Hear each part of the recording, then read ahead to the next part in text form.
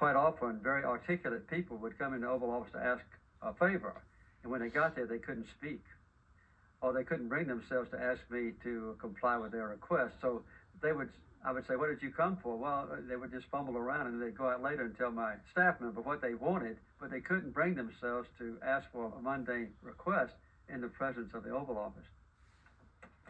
The fear of failure by an incumbent president or his staff is one of the very deterring factors in making courageous decisions. And so if you take a chance and fail, there's no doubt there's a deleterious effect on your popularity. Whereas if you take a chance and succeed, it's very good. There's always a danger you have to take. Do you want those who will be sycophants, who will defer to you under any circumstances to gain your favor? Or do you want people who will tell you the brutal truth, even though they know it might not be the popular thing to say? One of the things that any top leader needs is to have people whom you trust that will actually tell you the brutal truth, even if it's contrary to what they know your desires or beliefs might be. You have to do what's right. The most difficult thing really was when the hostages were taken.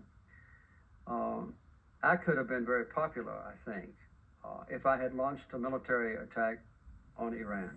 But my decision was to be patient and to negotiate, and ultimately my goal was to preserve the integrity of my country.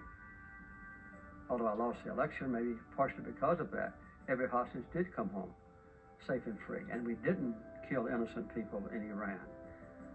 Well, looks easy in retrospect 25 years later, but it was very difficult at the time. The most difficult issues and the most controversial questions are the ones that finally wind up on the president's desk.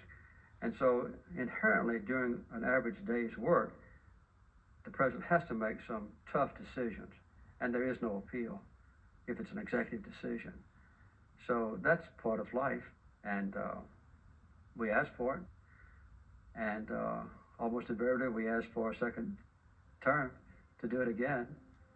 So it's exhilarating and challenging and unpredictable and adventurous and gratifying life being president.